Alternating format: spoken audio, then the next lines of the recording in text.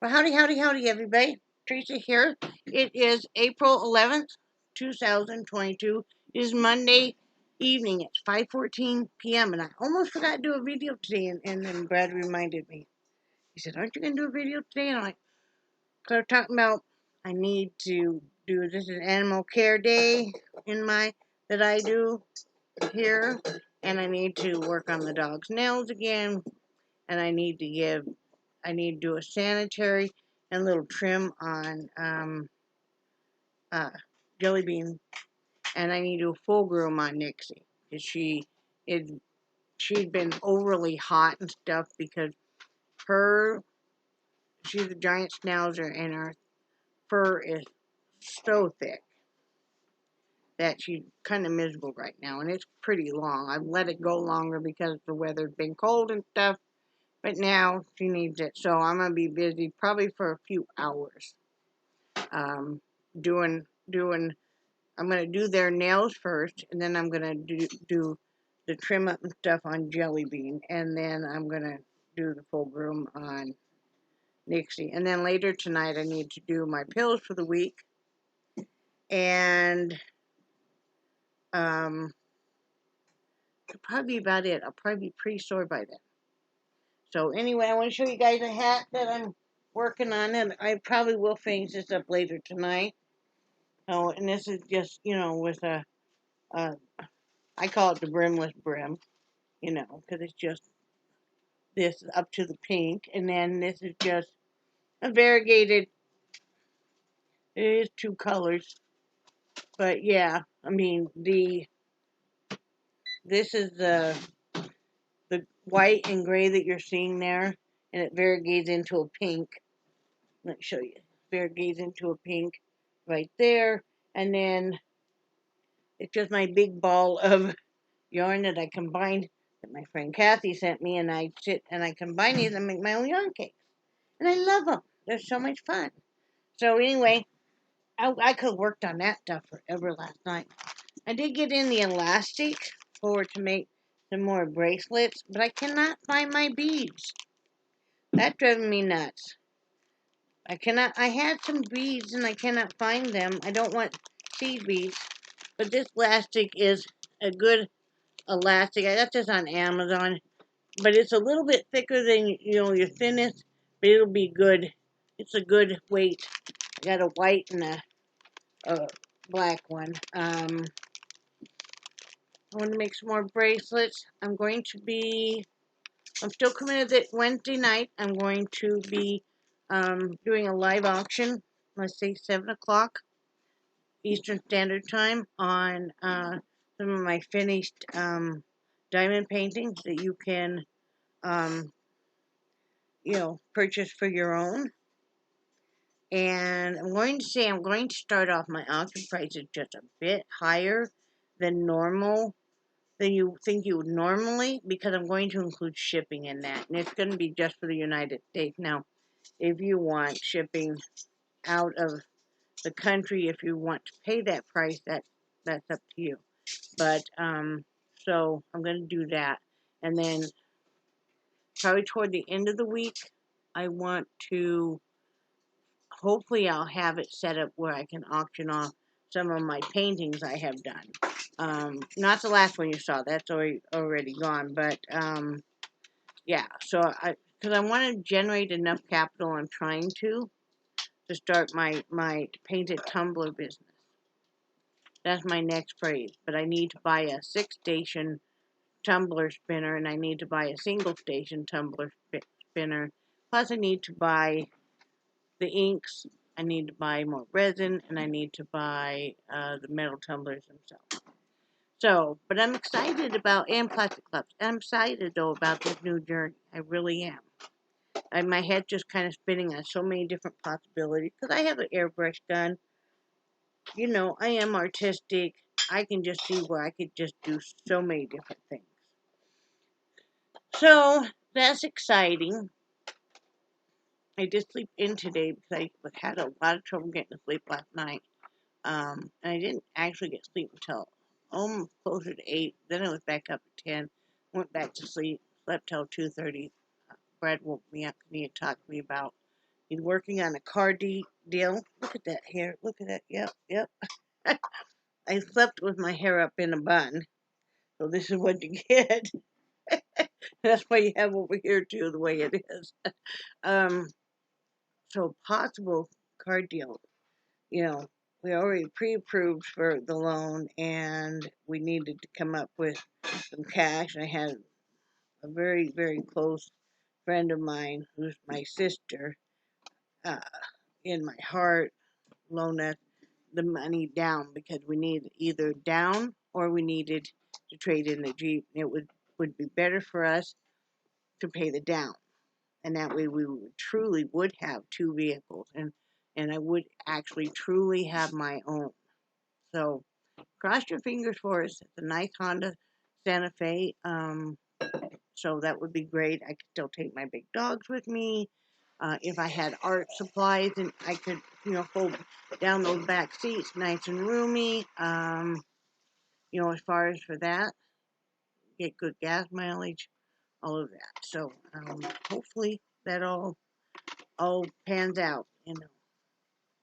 So keep your fingers crossed. And if you're the praying type, pray, because yeah, I really, really need to have my own vehicle and my own, way of getting around. I mean, and functioning. And Brad would then have his own, and that would be best. What feel pretty good overall.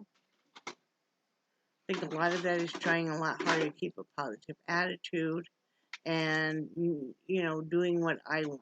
Not, I am such a people pleaser. I will please people to the point that I'm miserable. They're happy, but I'm miserable, and that means everybody, not just a specific person. So I'm trying to please myself. Know that I matter, and some of my things that I need matter. Like, admitting and saying, hey, I need to have a vehicle.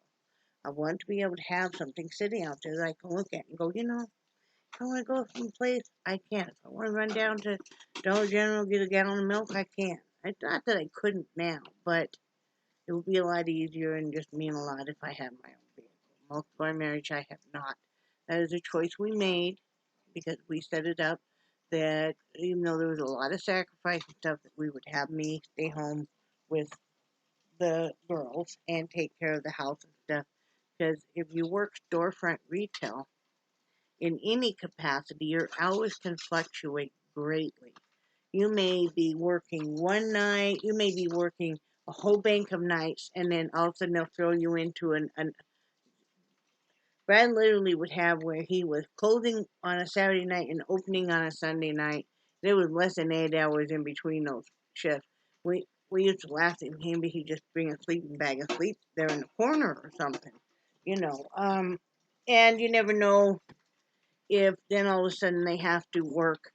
If they're working a day shift, all of a sudden their employees call off or whatever, and they call you up and say, "Hey, I'm not have to work and open to close," and so overall, that is what was best for us. Set up the kids had stability, and I'm not saying that the kids wouldn't have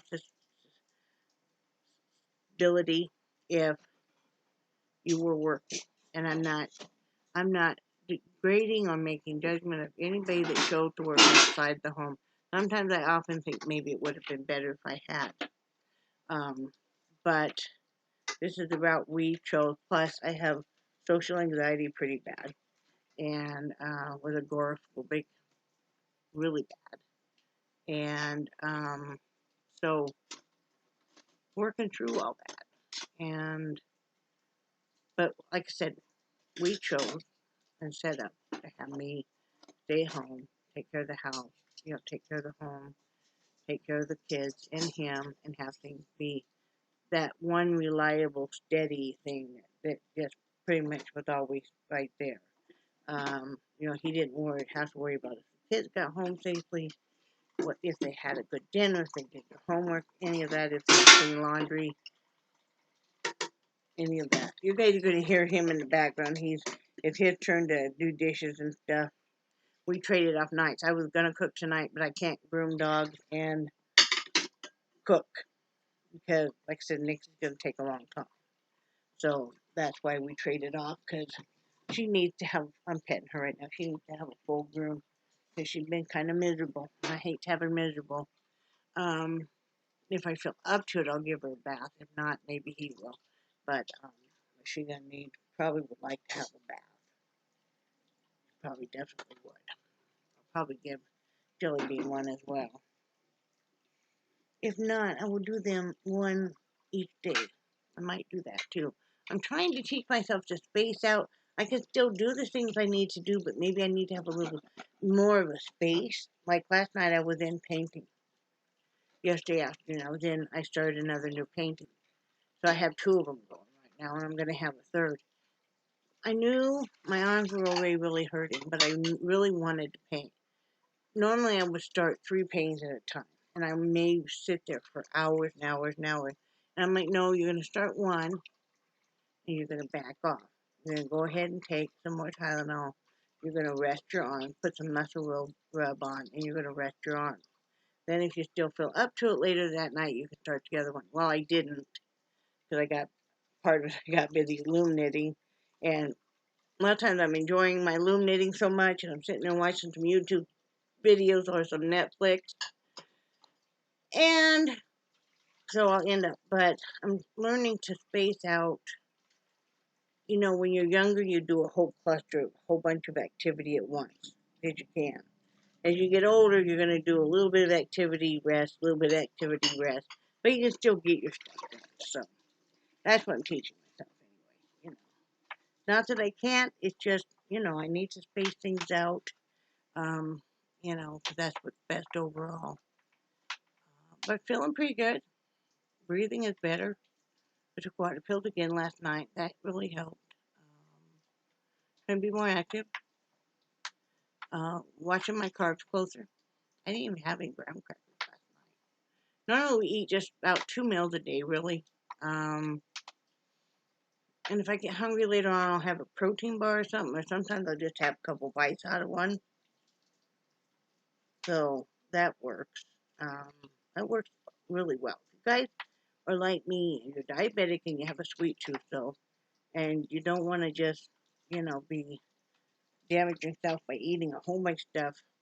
Yes, of course, you have to watch the protein bars you get. I like the pure protein about the best. They have the lowest sugar and with the most protein that I like. There's some more that have more, but I don't like the taste.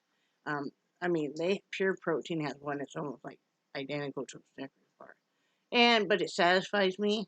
It satisfies that sweet tooth, and I'm not sitting there eating a bunch of carbs and junk because I can snack myself just into a coma just about. I don't want to do that anymore. I think what is happening with me is psychologically, when you start getting down to the root of what a lot of your problems are, because let's face it, a lot of us that are very heavy, there's an underlying reason why we're heavy, because food is an addiction just like alcohol and drugs. It's not just like, but similar. So you kind of have to take a look at the why. Because once you figure out the why, that's half the battle. Then you go set to fixing the why, you automatically don't keep doing the behavior as much. Unfortunately, food you do still have to eat, but when you're taking the emphasis off of, I'm not trying to push down feelings or cover up feelings or anything.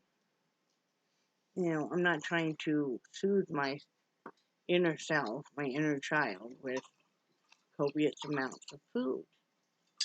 So anyway, in theory, that's what I'm working on is fixing. You got to fix up here first before you can fix, or you should. Because I lost all this before, but then I hadn't fixed up here, and I was under the mistaken premises that if I lost weight, everything in my life would just be better. Everything in my life would be fixed. And it wasn't. Now, a certain number of them were. I could move. I could buy clothes. I miss buying clothes, just walking in a store. You know, I mean, I wore a size 6, 8, depending on how it was cut, but not that it makes any difference. But I love being able to go into a store and just buy stuff off the rack. I could move a lot better. I could ride bikes and roller skate and dance and okay, I was 35 in a 35-ish range too. But no, I was a little older than that, about 40. But I didn't fix the reason why I ate. So as the newness wears off and that you've lost weight and everybody's just like, wow, and everybody wants to know what you did. That's when the big fen was out. We never took that, but everybody assumed. And then you have everybody, especially people that never even acknowledge your existence, also want to know what you did, how you did it. And you're like, you feel like you're under a microscope all of a sudden.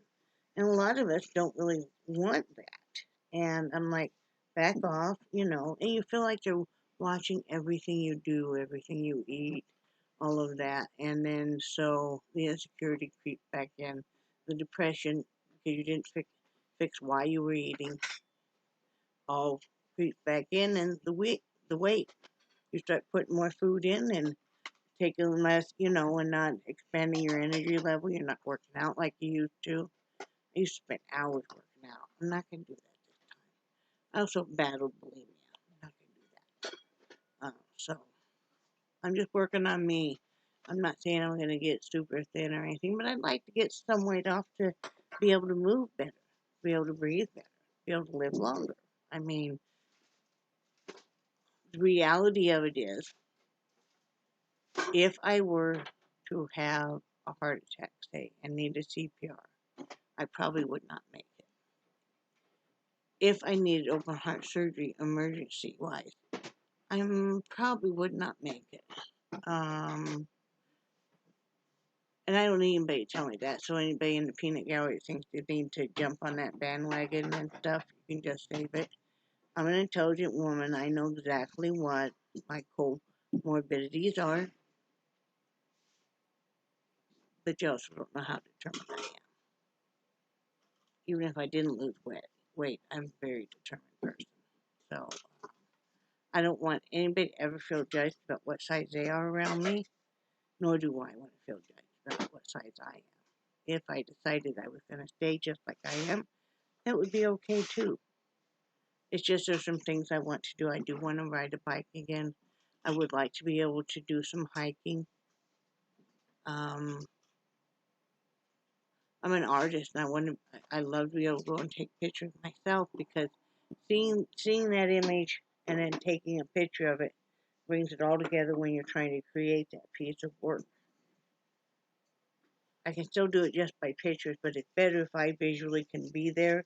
I'll remember the sights, the smells, how the wind was, everything. So anyway, that's just some long and short term goals. Just keeping myself in a more positive frame of mind is the biggest thing. People don't, and the medical community do not put enough emphasis on the psychological effects of everything. When you're in the hospital, they don't treat you psychologically at all. You're just there because you're physically sick. But if I get real down, I'm going to be sick longer. I really feel like they should have somebody come in and ask you, how are you feeling overall? How are you feeling emotionally, mentally, with what's going on with your body, with what they're telling you, with what they want to do? It would make a big difference. That's why I say I can't stay in a hospital, because I get so depressed. Basically because you feel like you're a specimen in a petri dish. I get tired of people coming in doing things to you, and they don't even speak to you. They speak all around you like you're not a person. I'll speak up and say, hey, you know, the person that you're drilling into my vein again, I exist here. So could you maybe acknowledge me, instead of talking about which one of you guys went out partying the night before? Could we maybe, you know, because it's really hard. I think that's why as we get older, depression gets worse with most seniors. So anyway, that's just my viewpoint. I could be so off, and I have been known to be. So keeping a positive frame of mind, though, I think benefits you and everybody around you. And that's what I'm working hard on doing. So I need to get off here. I need to get these dogs' toenails done. They're waiting, and I need to do that because Charlie got a couple long ones. I'm gonna have to go ahead and clip those. The problem is his nails are so thick. It's really hard to clip a couple of them. That's why they're longer, because they're hard to clip. So, but anyway, I'll get it done one way or the other. So, wish us luck on the car. I'll notify you guys either which way tomorrow, and maybe an all day thing. But I've got an appointment with them. I don't go down there. I don't have the time and the patience to do all that. I get bored very easily. So, he's going to go down and set that up.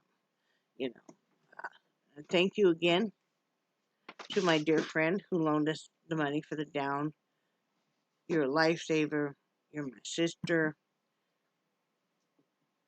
I'm so blessed to have you in my life, even if you weren't helping us, just because of your friendship. Just, you mean an incredible amount to me each and every day, and so do all of you guys. Kathy is my adopted mom now, which I'm thrilled. Or I'd still call her my older sister too. I just really look up to her.